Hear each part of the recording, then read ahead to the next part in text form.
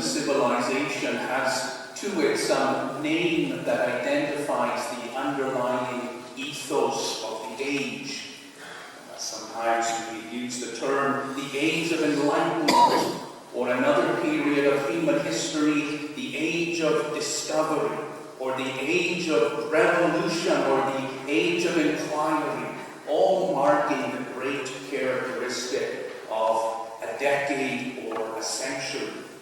I have the fear that at least the first part of the 21st century is going to be called the Age of Distraction. Because while we all should have been doing more important things, we were distracted by stuff on the internet that was just way too exciting and interesting to ignore. And it wasn't serious stuff that we were looking at. Now I assure you, when I use the internet, I use it only for theological and biblical research. But I get distracted also, because no matter what I'm doing, something comes up in the sidebar that I just can't resist seeing. And then you're drawn into this web of time wasted. But what are you going to do when you're reading about John Knox and there's a link on the sidebar that says, you won't believe what happened when this cat got into a fight with an alligator? What human being is going to pass up on that? The next one after that, it says, scientists discover that chocolate is healthier than broccoli. My goodness, I think I had better read that one. And then there's the next link. You won't believe how these 10 celebrities look without their makeup. Oh, yeah. Like, I'm going to pass up on that one.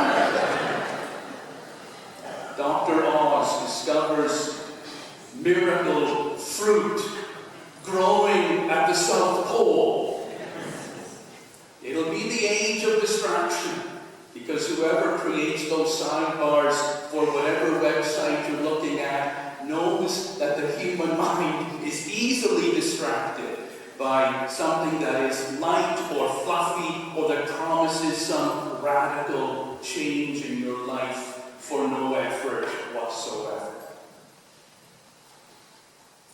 But is it any wonder that we crave distraction? Because we live in a world when there are so many things that upset us and that break our hearts. And if we were to focus on those things, we would be paralyzed with grief and sadness and anger and fear. We need distraction, because the evening news tells us of explosions and deaths and children by the hundreds abducted from their village, and of cruelty and unfairness. And when we see those, we sometimes feel helpless and that the world is in chaos and falling apart, and I can't do anything about it, so I may as well be distracted and think about something else. But what I want to tell you this morning is this: you are not helpless against the pain and the evil and the hurt that exists in the world.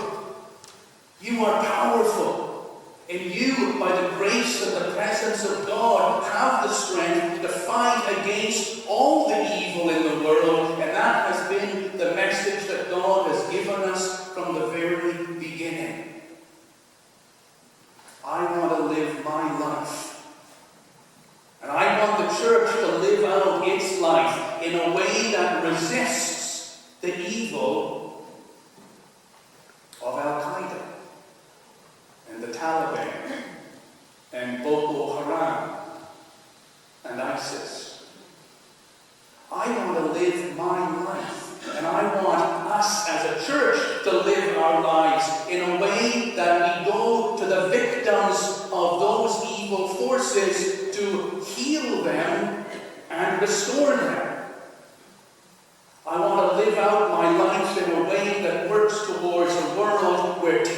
terrorism becomes less and less a possibility, and finally it cannot exist any longer because the whole world is imbued with a sense of the worth and the quality and the dignity of every human being, such that no human being will be able to thoughtlessly or callously hurt another person. And that is the reality, and that is the fight into which God is calling us today. As God called the little boy Samuel in 900 BC, and as Jesus called the fishermen in the 1st century AD. And I hope you understand that when we talk about mission in the church, I hope you understand, and I hope that you haven't been jaded or grown bored with that term, mission, because the mission that we do, every aspect of it, is directed towards healing and restoring and lifting up humanity and creating that world where terrorism and hurt become impossible. This church is so incredibly great. I am so excited to know that in 2014, our goal for Presbyterians Sharing, which is the national mission of our church, our goal from this one congregation was $90,000. And we exceeded it. God bless you. And I hope you understand what that $90,000 is doing is carrying out that vision to which we are called. The vision that changes reality and heals broken souls. And all that we have given to Presbyterian world service and development, that's changing the world. Because what we do in mission is to create programs of agriculture and medicine, and creating wonderful new infrastructures to bring water and to teach justice and equality and dignity. And wherever a population of weak, unarmed people are given the benefits of those things, terrorism and darkness are pushed back. And there will be a day when mission is strong enough and we push the evil back far enough by God's grace that we will live as God intends. Justice, equality, mercy, compassion, recognizing the worth of all human beings. You know that we in the church in the beginning of the 21st century are afraid because in many places the church is in decline and we're watching churches dying, and the churches are saying to themselves, well, what aren't we doing right? Maybe we aren't funky or modern enough. Maybe we don't have the right music. Maybe we don't have the right programs, but those things are distractions. What we need to do is to say to the world and to live out the reality that we are a place where the worth of all humankind is upheld, and where the equality of all people is honored, so that when people pass by this or any church, they'll point to it and say, that is the place where humanity is reckoned as worthwhile. That is the place where the core message is that the God of the universe exists in all people, and all people are equal, and all people have eternal significance. That is the place for the healing of broken humankind. And we need to restore that as our core strength and as our identity. And we cannot sit and wait for that to happen. We must take hold of it today and say, this is who we are. And this is our mission. And God has called us. And we respond to God's call. And we are confident that through us, God will create healing and peace and bring an end to the terrible hurt that human beings often inflict on each other. In the 1st century BC, the people in all the little villages in Jerusalem or in Judea and Israel, they knew what terrorism was. We did not invent it in the 20th or the 21st century. They understood that when Herod came in and killed the babies in Bethlehem, that was terrorism.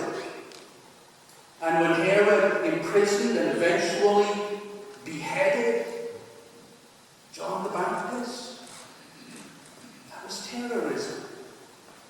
And when Pilate attacked people who were worshipping in the temple, that was terrorism. They knew what it was, and they knew that at its core was a dark and cruel disregard for the value of humanity. And Jesus knew it. And Jesus set out to rid the world of that darkness by shining the light of God's love wherever he went. Jesus witnessed it in and around Jerusalem. But then he did the strangest thing to start out to bring an end to that darkness. He did the strangest thing. He went back to the place where he was born. A backwater. An insignificant little province called Galilee. There was nothing there. And the people of Jerusalem had no regard for Galilee. Galilee means circle, and it was short for the circle of the heathens. Because the people of Galilee lived close to foreign influences. The people in Jerusalem said they are not worthwhile. And Jesus went to a little village called Fishtown, or Bethsaida. And the population of that insignificant little village was probably about 80 people. It was nothing and it was nowhere, but when Jesus wanted to start the task of ridding the world of darkness, that's where he went. And out of that population of 80 people, he called 5 young men, maybe just teenagers. Simon, Andrew, James, John, Philip. And he said, come with me, and we're going to change the world. I want you to understand that Jesus works in ordinary people, engaging other ordinary people in order to lift up all of humanity. And it is absolutely glorious. The 6th disciple, the one about whom we read this morning in John's Gospel, was Nathanael. And it was Philip of Bethsaida who knew Nathanael down in Cana of Galilee, 20 kilometers away. And he went to see him and said, we have found the Messiah. And he comes from Nazareth. And of course, Nathanael responds by saying, can anything good come out of Nazareth?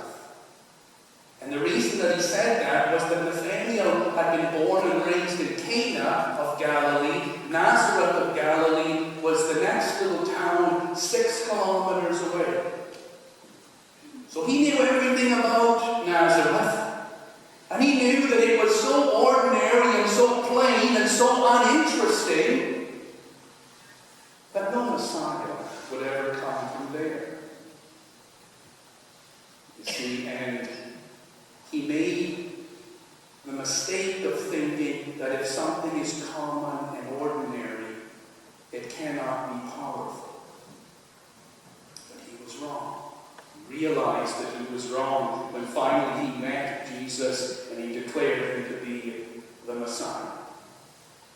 I don't want you to make the mistake that Nathanael made when Philip told him that the power of God was in an ordinary place and in an ordinary appearing person. Know that the power of God is there, and the power of God is in you when you engage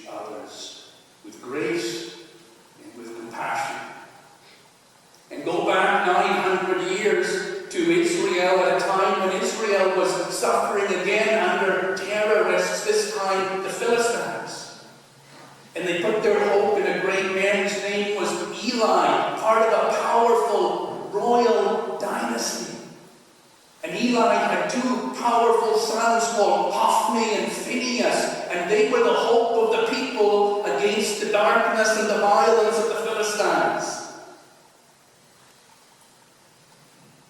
And then one day, this ragtag couple came to the temple and to Eli with a tiny little child and said, "We want to dedicate this child to the Lord."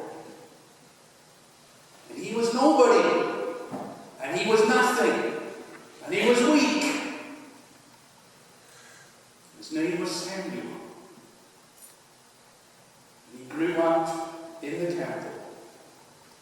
And when it became clear that Hophni and Phinehas were useless and corrupt, in spite of all the power they had, the weight of the world fell on Samuel, the child who was noble, the child who was ordinary. But through him, God worked to restore justice and equality and peace for the people of Israel against the terrorism of the Philistines. Jesus engaged ordinary people in ordinary circumstances to do his work. He changed the world by changing ordinary human hearts one at a time. And that is the way that we will change the world also. We should never be afraid of a militaristic government or of any group that uses force or terror, because a militaristic government or a group that uses terror cannot long sustain what they want, because it is not what is in the hearts of ordinary people. God dwells within us, and God that dwells within us fights against the darkness and seeks equality, justice, and worth for all. We do that as a church because we are called by God to do it. I pray that we will continue to do it with all of the official and institutional missions of this congregation, but I know full well that 90% of the good that this church does is not on an institutional basis. It is what you do, day by day, week by week. Ordinary people out there in the world living with goodness and grace and kindness and compassion and encouragement for everyone that you meet. Be convinced God is going to change the world through you. Do not be afraid of the darkness. The light shines in the darkness. The darkness has never put it out. Receive inspiration here. Hear the call of God in this place.